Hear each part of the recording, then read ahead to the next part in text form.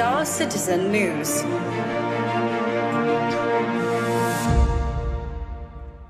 Under Spectrum Post, the big one that we're going to talk about is the August the 25th roadmap update that came out. There's a roadmap roundup, and let's go through it real quick here.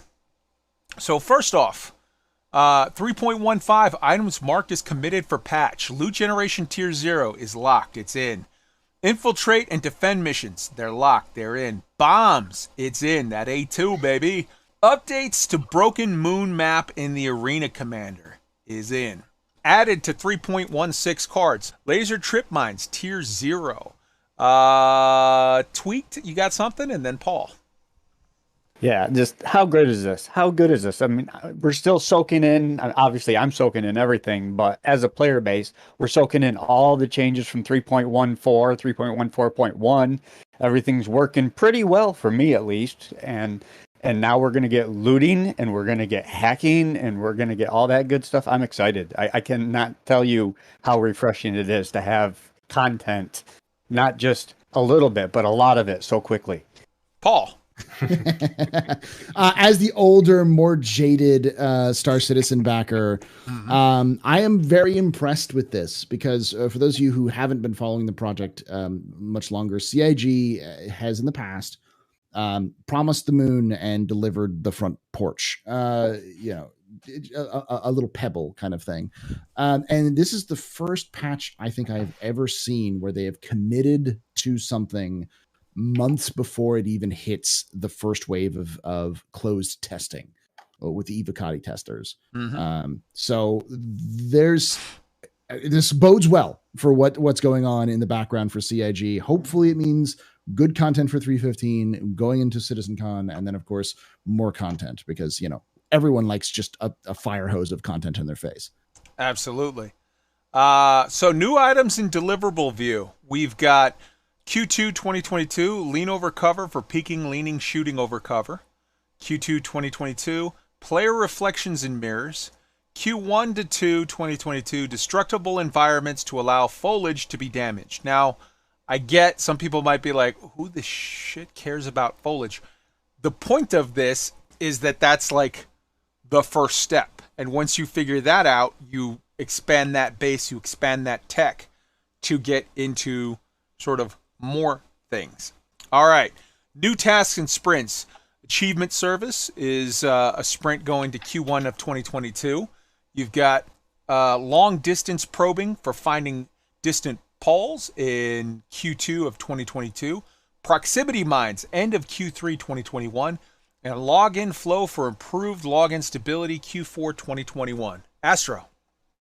Yeah, I just wanted to highlight the fact that it looks like we are finally gonna leave the dark side and not be vampires anymore and actually get mirror reflections. Yeah, the reason for that, that it took so long is, so in other games, they sort of cheat and they do like this sort of like, okay, it's the layer of the background and then they just superimpose your character over it. Star Citizen, they did a thing about a year ago or so. Paul, help me out. They did a thing where they went real in-depth with it, where they were like, yeah, no, we're not going to do that. We're not going to cheat. We're going to have it be a real dynamic so that if there's 3 people and then a bird flies by or a 4th person walks by or something happens, like, it's covered. They're doing it like everything else. Way more complicated than I would have gone about doing it, but like, holy shit, much respect when you get it going. It's called render to texture. So it basically renders your what would be seen on your side and then turns it into a texture, rather than it being like a video. Yeah. So it lowers the cost, the hit to the amount of information, and it can look just like picture in picture almost. The problem is they have had issues with it breaking and or taking up way more information than it should. So yeah. All right. Finished sprints. We've got Cure Life Medical Tool, a healing gun. Finished sprint. Hoorah. Enemy characters for Squadron 42. Loot generation, as we just said. The Moab for 315, as we covered. Port over remaining meshed-based rendering to Gen 12. Dude, I don't... Am I misreading that? Am I whatever? Like, they're saying the remaining stuff is over to Gen 12. Like Vulcan, I feel like Vulcan's right around the corner. Paul, hop in on this. Is it? Tell me, cool me down. It is. So the biggest things about the Gen 12 renderer or Gen 12 is, stuff seems like this is the last stuff that being added. This is the stuff that's going to give you the significant boosts. It may not be entirely finished, and so it may still cause us some issues, but yeah, this is big. This is for those who don't know what Vulcan is, play like they did. You could basically play Doom 2016 on a potato.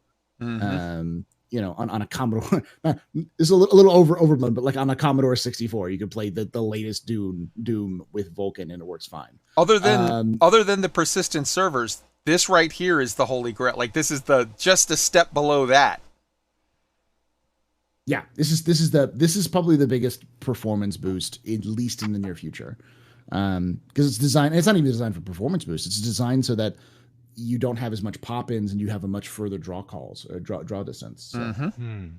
Beautiful. So it will make it look prettier and make it run better. These are two good things. Heat suit, heavy armor for extreme heat conditions, pyro. I'm telling you, that right there is that suit that we saw. The Uber, this is not, saying like, hey man, we updated the the Pembroke suit. No, my friend. This is that like cloth mesh fire retardant suit that they showed in that special outfits video that they did a while back. We've got it on the video. It plays on our loop. It is legit. Entity Component Update Scheduler Improvements, ECUS. Basically manages updating what your client cares about knowing. And then the zone system improvements. Zone system handles object area culling, unloading what your client doesn't care about. And Atlas, a supporting feature for static server meshing. Again, we're seeing more and more. We talked about this last week. I don't know if you saw the show, Paul, but we talked about this last week where I made the point of, like how you said, like, hey, they used to promise the moon and deliver a little bit. That was in the phase of the project where they were building the tools to build the loops. The tools are pretty much done. Now they're building the actual loops, which means that we're seeing vastly improved rate of return on this stuff, where it's coming together faster and faster and faster. And stuff like this, we're seeing, again, another thing about server meshing. Just last week, we discussed the fact that already some people have crashed. They've had a 30K of some kind or whatever, and they were shocked to find that they loaded back in still on their ship, still with their loot. And they were like, what the hell? How did this happen? And they went on to the Spectrum, and on Spectrum, CIG responded with, yeah, we kind of introduced on the down low some server meshing. Now, we're still trying to make it work. We're still trying to whatever, but we're starting to introduce it. So, like some people, sometimes you crash and you come back up still with your shit. Don't count on it, but it's a nice surprise when it happens. And it's very cool that it's happening, because this is in the history of every big, ambitious project. There was the time that it worked, but before that, there was all of the times that it didn't. We're now leaving the times that it didn't and starting to enter the times that it does. And that is a big deal. Last one on that was the roads, rivers, and basins items have been separated out. Now rivers and basins are in one task, roads in another. Roads is expected to come after rivers and basins. I want to give a huge salute to Orison on our Discord, Star Citizen researcher who helped with this list, who put together this list of the roadmap summary. And likewise, huge salute to Chad Lozon, who gave me like 8 of the things that we had listed on last week's list.